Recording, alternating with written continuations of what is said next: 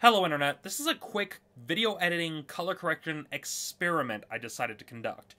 As many of you know, the Power Rangers franchise uses footage from the Super Sentai series.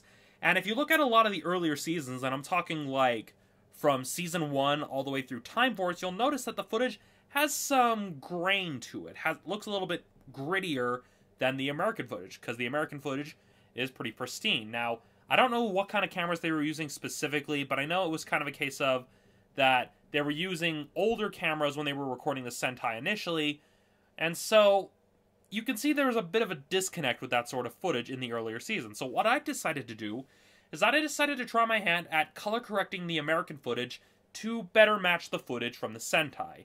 And I chose a scene from Power Rangers Zeo mainly because that's the series I'm currently watching through in my bid to fill in the gaps and more or less catch up on all the seasons I missed because, well, I watched from Lightspeed Rescue through Time Force, didn't know about the Disney buyout, and by the time I found out that it was on Disney's block, I was already kind of no longer watching the show.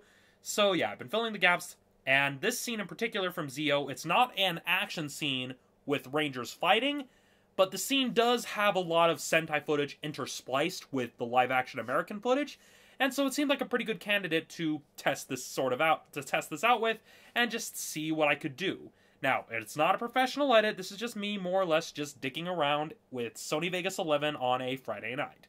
So, I'm not going for like super quality because I don't know that much about color correction, so this is more or less to practice, and more or less an experiment. So yeah, here's the scene with the edits put in. Smokey! Over here, boy! Hey there, Poops! Wanna play catch? Smokey!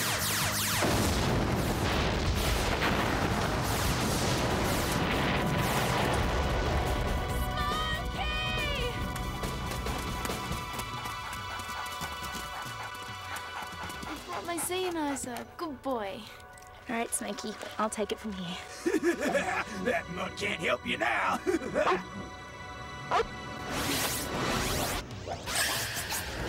time! Zero Ranger 1, pick!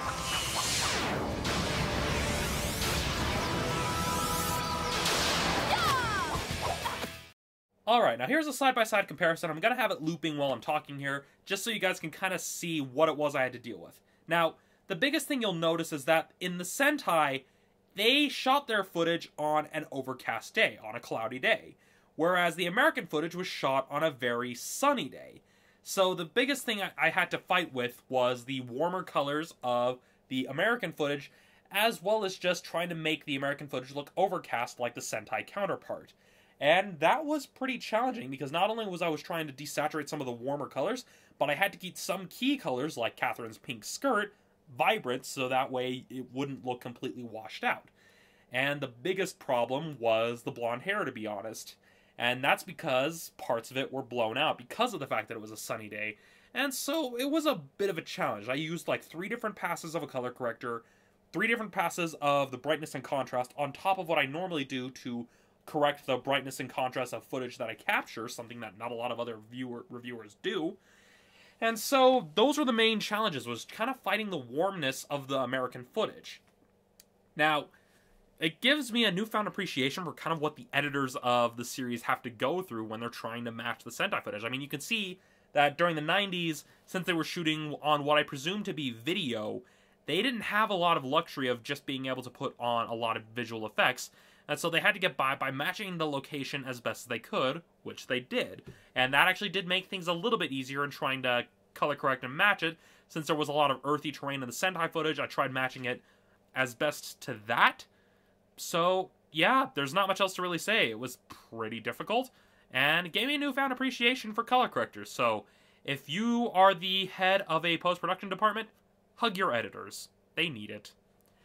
So, what do you guys think of these edits? Is there something I missed, something I could have improved on? Or is there just some better color correction software I should use instead of Sony Vegas 11? Let me know in the comments below. But, in the meantime, I'll see you all later, but not necessarily on this channel, but rather on the Drac2326 YouTube channel for a group review of Avengers Age of Ultron and the next episode of Gaming with the Geeks. So, until then, I'll see you all next time.